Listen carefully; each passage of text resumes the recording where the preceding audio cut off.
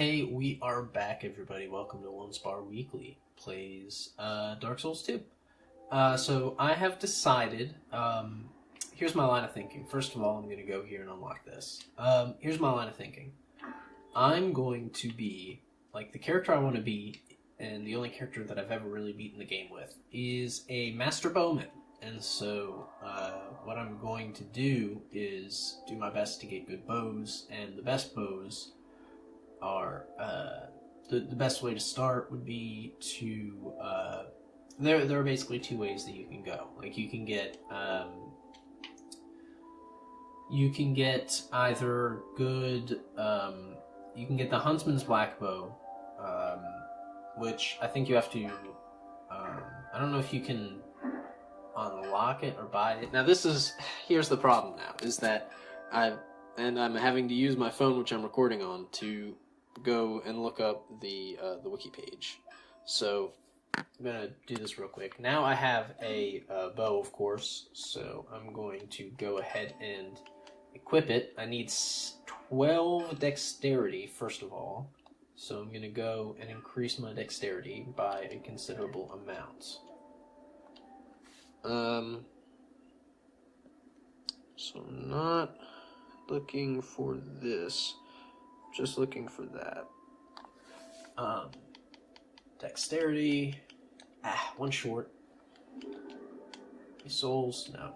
Let's go and see if we can trade with the crows, because that would be nice. So here I am on the bows page. The bow that I ultimately want to have is the Hunter's Black Bow. So the Hunter's Black Bow is found at Drangleic Castle, so of course I can't get that. I already knew that. Why would I even do that? So the next thing that I would be looking for is the Composite Bow. And the Composite Bow is sold by Weaponsmith Ornifex, and her shop is, of course, down in Brightstone Cove. Excuse me.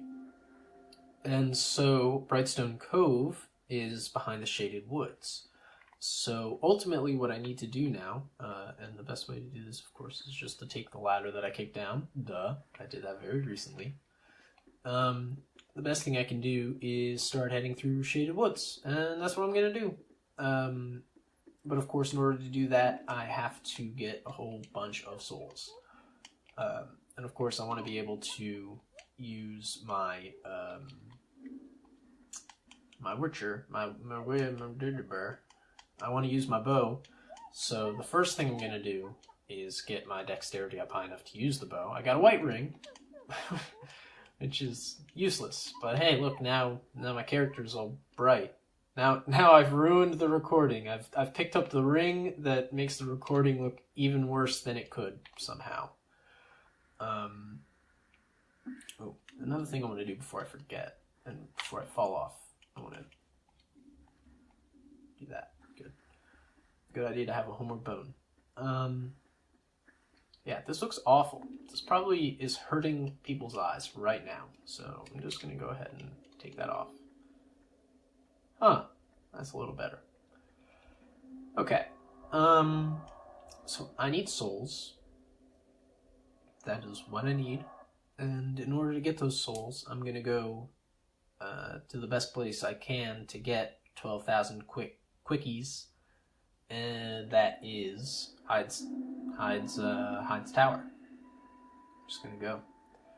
I did pick up a shield. Picked up 2 shields. I don't have enough dexterity for that one, but I can take this at least until I get this other crappy shield, which might actually not even be better. Huntsman's Copse is that way. Once you get through this first area, you unlock the ability to travel there.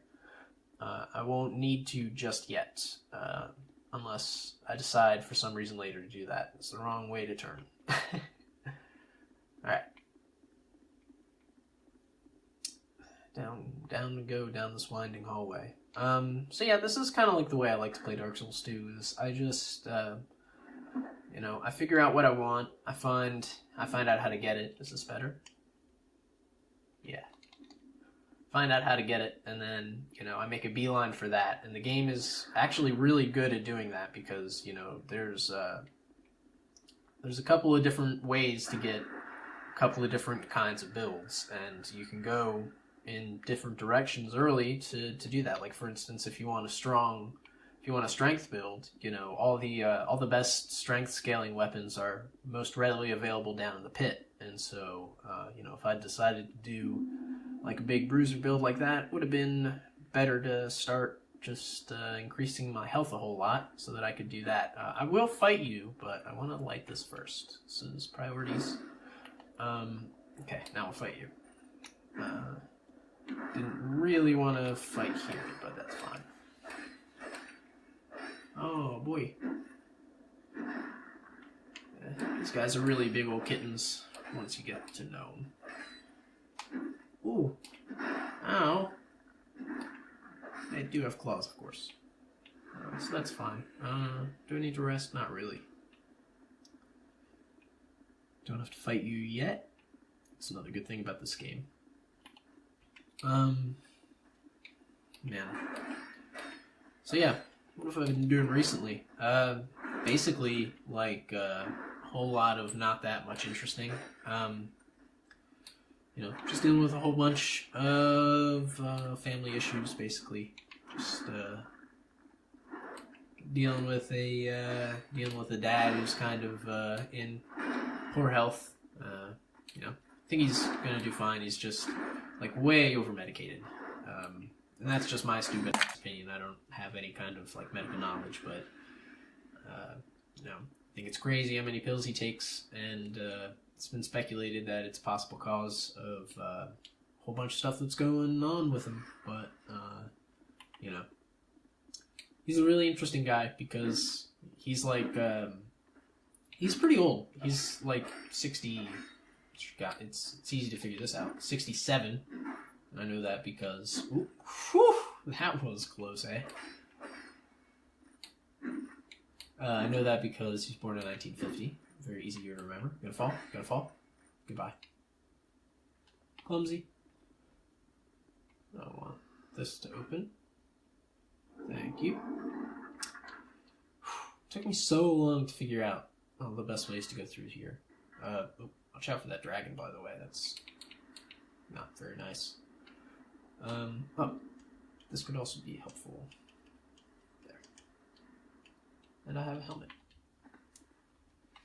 So yeah, you know, grew up like in the 60s and 70s and stuff like that, and really into the 80s too.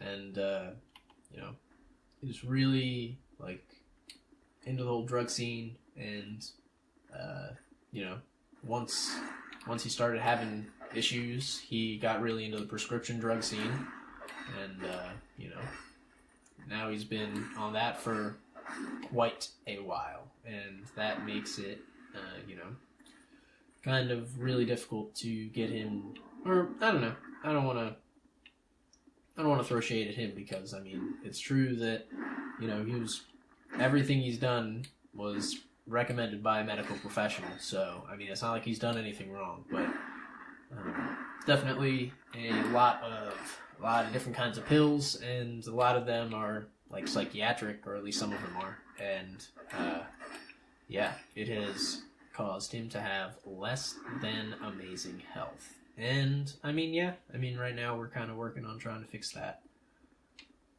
Oh, it takes a lot out of you, and you know, a lot of doctor's appointments means it's kind of difficult to have other priorities. It means you have to kind of cut down. But also, like, really just me personally, like, it takes a whole lot out of me, and makes it tough to focus on other stuff, you know, artistic endeavors and you know, work and things like that. And so that's why I kind of started cutting down on this kind of content, because I really was never like in the mindset to do, you know, like a let's play where, you know, just spend some time playing video games without being like mindless, you know, like as a, you know, not using it as like, you know, not to say use it as an escape, but basically, you know, use it as an escape. Is it worth it to get the Ring of Binding? It's not important right now. I'm just gonna do this. Ooh, I didn't, I always forget to do this. I didn't flick the second switch, and I'm gonna do it just to be safe.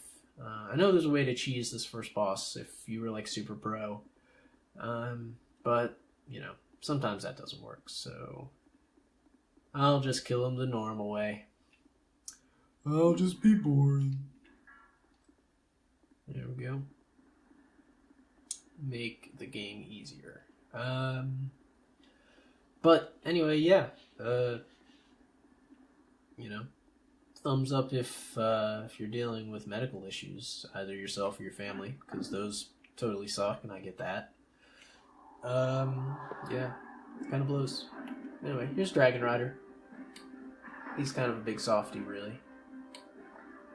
Just go over here, tickle his bum a little bit. Coochie coochie.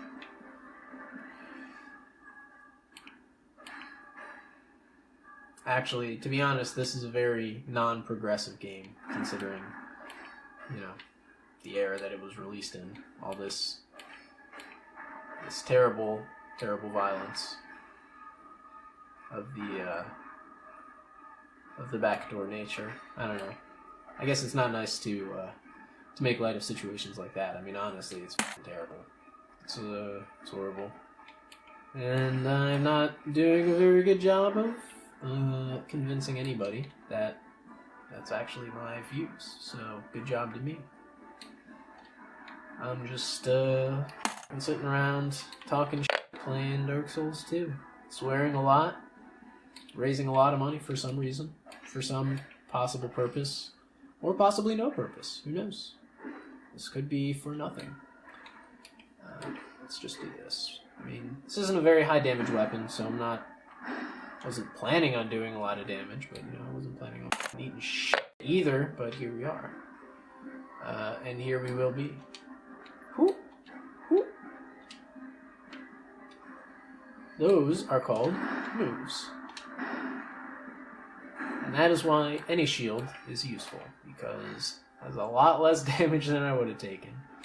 Even if it's crud. And I mean, there actually is, like, if I really wanted to get like a good shield, I could go to the tutorial forest, because actually there's a you know, a 100% damage reduction shield there, but I think that'll actually interfere with my prime directive. And that's the thing about this game, is that the way they designed it, with, you know, the fact that monsters despawn after a certain amount of time, and you know, all that stuff. Of course, that doesn't affect me because I have the Champion's Covenant.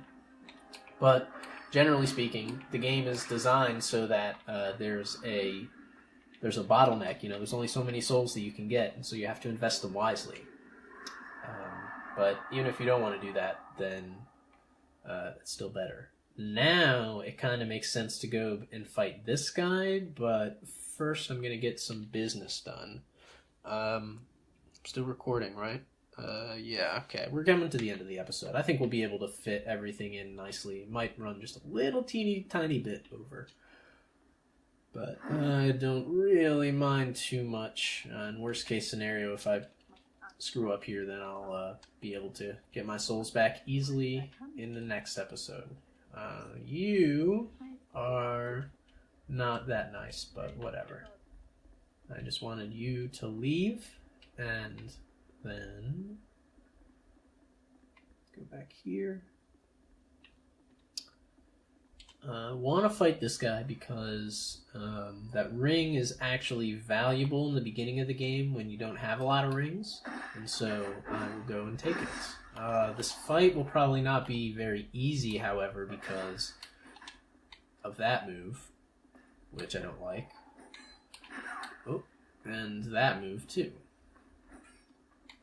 These guys, I really hate them because all of their entire repertoire really is just based around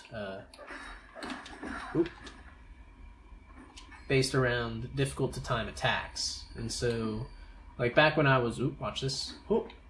Back when I was even playing this game a lot more, and I was able to, like, actually I was able to actually counter this stuff. I'm going to switch over to something because I don't want to break my broadsword.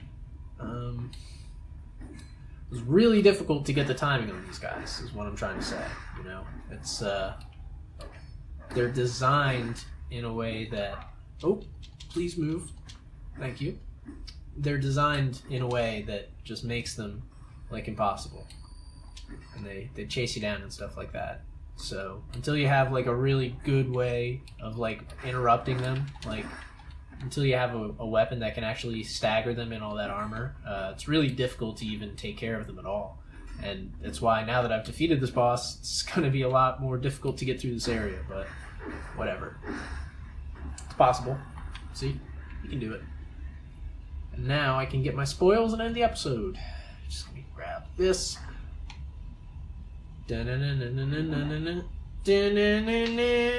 Ring of Binding.